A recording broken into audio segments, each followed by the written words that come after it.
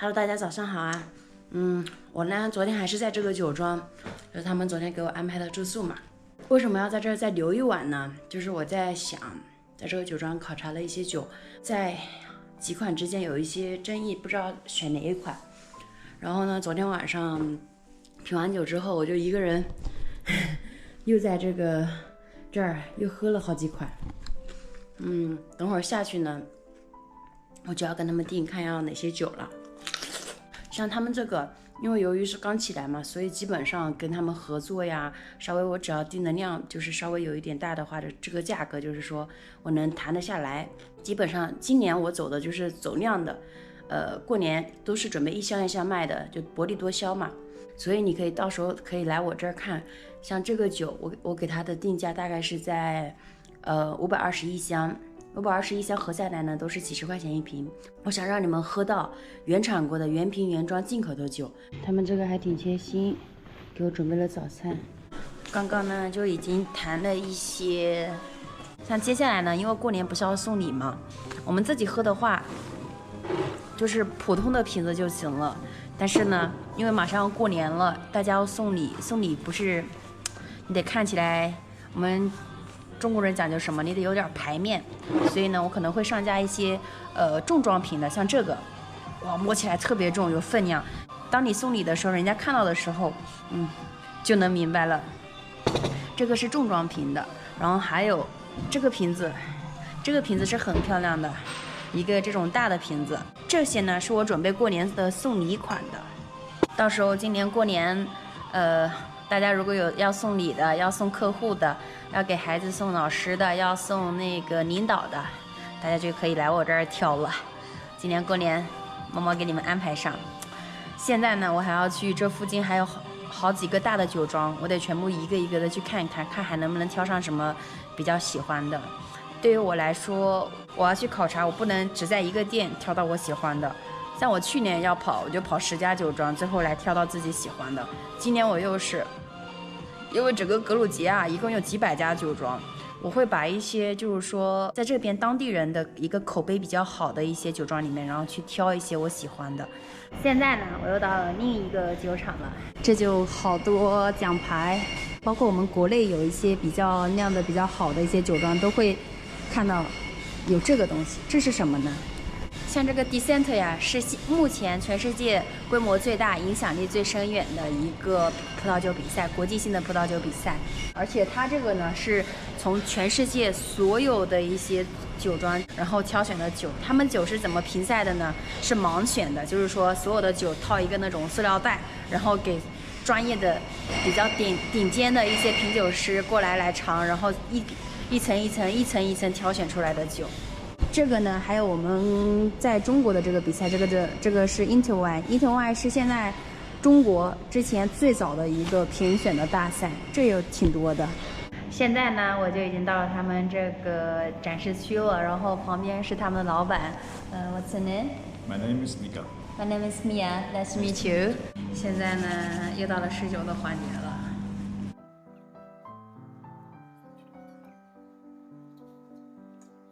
因为这边有几个产区嘛，穆库扎里产区跟基兹克马拉乌里产区，它很多的一个葡萄呀，都是一个萨佩拉维这个葡萄品种酿的，像这几款全是萨佩拉维葡萄酿的。可能它的一个酿的一个不一样的是什么呢？一个是进不进橡木桶，还有一个是那个产区，比如说只有在法定产区里边采摘的葡萄，然后拿这个葡萄去酿的酒，它才能叫这个名字。就比如说穆库扎里，他们这边有一个葡萄管理局，就是你每一年你那个葡萄你收了多少酒，然后你拿这个葡萄，你就有这个证，穆库扎里产的证，然后你再去酿造这个酒，才能有这个名字。包括他们的一些法定产区的一些酿造工艺啊的要求啊，都会特别严格一点。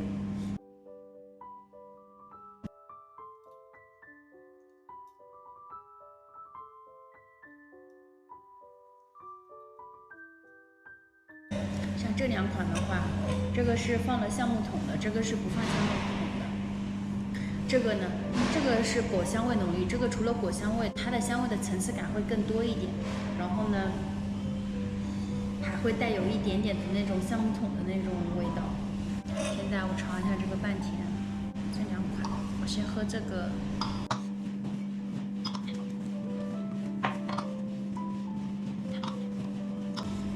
这几款是我选的比较典型的一些酒，然后这个酒庄除了这一款木库扎尼我觉得还行，其他的我不太喜欢。哎呀，马德鲁吧，在那边品完呀，都已经天黑了。之前不是住的那个民宿的老板嘛，跟我说这边有一个魁梧里。格鲁吉亚最出名的是什么？一个是半田，一个是魁梧里陶罐酒。然后呢，我就跟我们民宿的老板嘛打听，他说呢，在这边有一个格鲁吉亚魁梧里酿酒最多的一个，也是出口最多的、产量最多的一家，就来到了这儿，进去看看。Hello， 嗨，这里就是他们这个酿陶罐的地方。Hello， 这个他不会说英语的吗？Me？D OK， you me OK， 啊，懂了，OK， 让他带我看一下这儿，这个不会沟通好难。This 那个语言不通，翻译来凑，能带我参观一下你们酒庄吗？essa this 嗯哼， Marani, no Marani。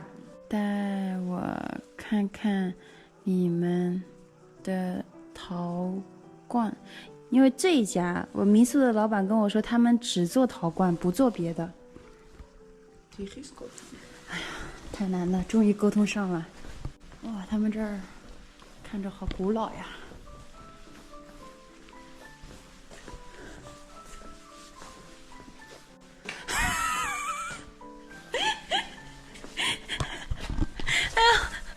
我说看一下他家的陶罐 Kvevri，Kvevri-Ginda。啊，他就真的给我带来看泥土。这个红泥土就是他们有专门的一个地区，然后这个红泥土才能做这个陶罐，跟我们平时就是泥土是不一样的。啊，魁梧里这里就是魁梧里，带我去看看你们的酒窖可以吗？ Marani essa Marani。哦，哎，essa。哦，酒已经拿出来了。啊，魁梧里， Kvevri。酒全部拿出来了，行吧？那有酒窖吗？能让我尝尝你们的酒吗？啊，行，走吧。哦，这个画好漂亮哦。哦，这里也是，他们这边获得一些奖项。OK。我来的太晚了，因为我住的那个民宿就在这附近嘛。哎呀，这里好冷啊，晚上。我那个民宿的老板跟我说，就是基本上在格鲁吉亚，谈起魁梧里就没有人不知道他家。到了，哇，他这还挺好看的呢，外面真的，这感觉就是特别的格鲁吉亚的风格。马德鲁吧。啊，还有烤火的，太冷了。这是他们这儿的葫芦瓜。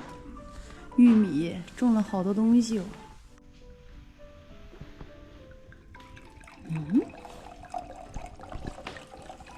马德鲁吧，他这个还没贴酒标的，他们的原酿酒呀。这里有什么下酒的吗？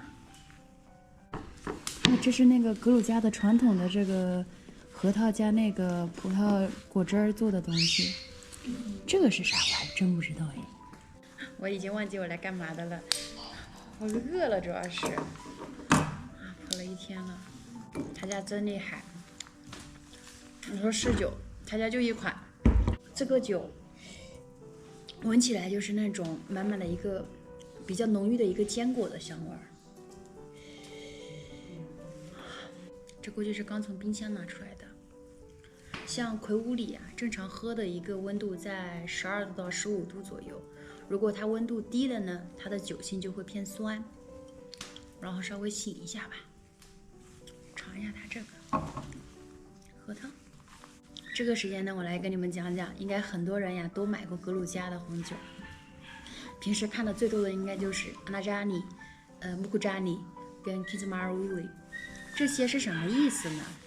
金兹马拉乌里是一个法定产区 AOC 产区，只要是在这一块区域，种的葡萄，然后用这个葡萄来酿的酒，它都可以叫金兹马拉乌里。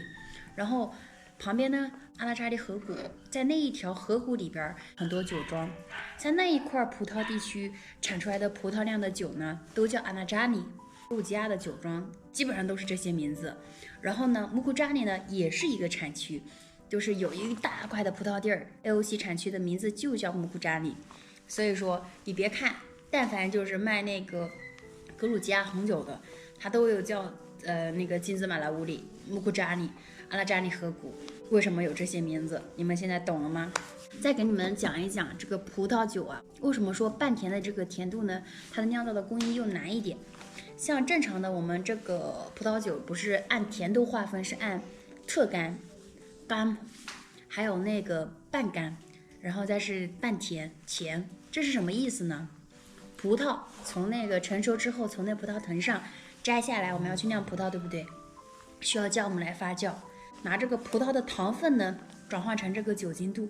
当糖分全部转化成那个酒精之后呢，它就变成了特干。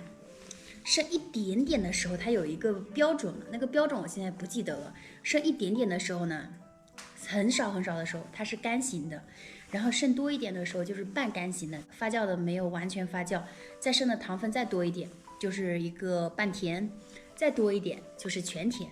我昨天不是去那个他们那个酒庄跟他们聊那个酿酒的工艺嘛，跟那个酿酒师。昨天那个酿酒师他是他们那儿的一个总经理，他听说我对这方面感兴趣，又发现哎，我还是稍微有那么一点点会理，懂一点点酒的人，这不能夸大，对，就懂一点点。然后呢，他就跟我说，我看我好奇嘛，他啥也还啥都跟我说。还有像格鲁吉亚这个半甜的工艺，怎么酿这个半甜的工艺呢？葡萄酒在发酵之后转换成酒精的时候，你得在控制在一个度，发酵到差不多是在半甜的时候，让它停止发酵，立刻冷却。立刻冷却之后呢，这个时候葡萄就不再发酵了，它保留的糖分刚好是半甜的一个区域。这个时候酿造的一个葡萄酒出来呢，就是半甜，而且要把握好这个度就比较难，这个工艺也难。你要是弄得不好呀，比如说你装瓶的时候你得杀菌，如果你这个杀菌工作不准备啊，你倒过来你可能就变成一个炸弹了，啪，发酵完那个气体就炸了。所以这就是一个半甜的工艺。按照颜色来划分的话，有啥呢？有一个红葡萄酒、白葡萄酒、桃红葡萄酒，还有一个叫橙酒、琥珀酒，就是现在这个它的名字叫琥珀酒，魁梧里琥珀酒嘛。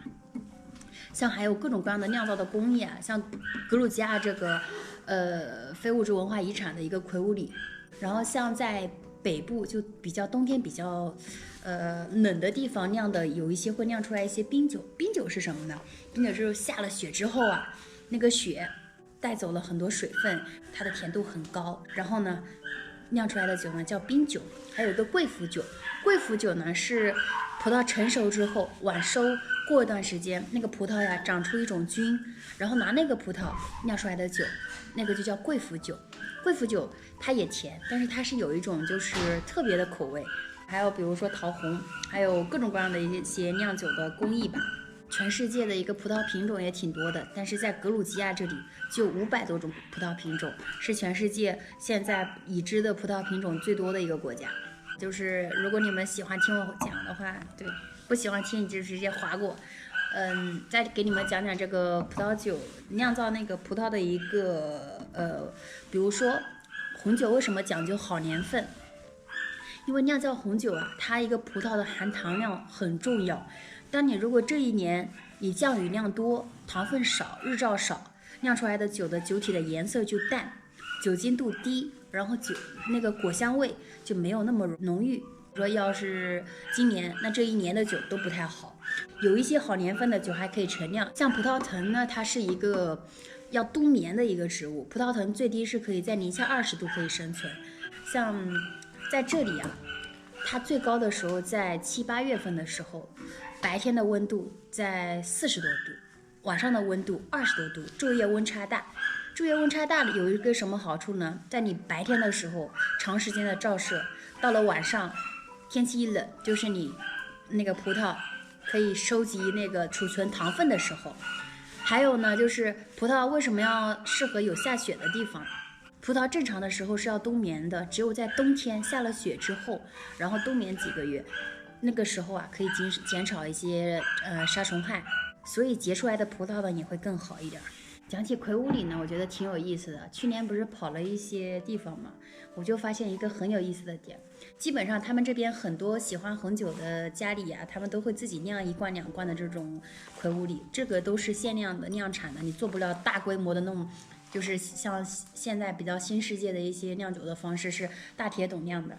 这个呢，每一次1罐只能这么多。我刚刚翻译问了他，他这儿总共只有150个陶罐。已经是整个格鲁吉亚最大规模的了。然后这个神奇的是，你别看它可能全部的葡萄同一批收出来的葡萄，然后全部放在这个陶罐里面酿，可是它酿出来的每一罐的风味都不一样，而且每一家的都不一样。这跟你的这个酿酒师的还不一样。比如说在那个酒庄，大桶的酒，它的风味其实你酿酒师是可以来控制的，但这个格鲁吉亚的魁梧里它不一样，这个它还真控制不了。哎呀，说了这么多，应该差不多了。像这个最好是在醒完之后醒个20到30分钟。你要看他家的这个魁梧里，香气就很饱满，口感也比较厚重。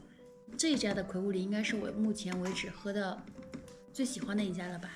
好的一个魁梧里呢，它是具有一个陈年的功能的，在这儿买2瓶走，这个还挺舒服的。魁梧里就适合更喜欢喝红酒、更喜欢喝干白的人。我觉得对于新手来说，还是选择半甜。等你慢慢的更喜欢喝红酒的，可以试着。这个怎么有点像山楂片？这个有点像我们小时候吃的那种山楂口味的。我找他要一个他老板的联系方式，跟他们老板去谈一下，他们能把这个给发回国。我把这瓶买下来带走了，马德鲁巴。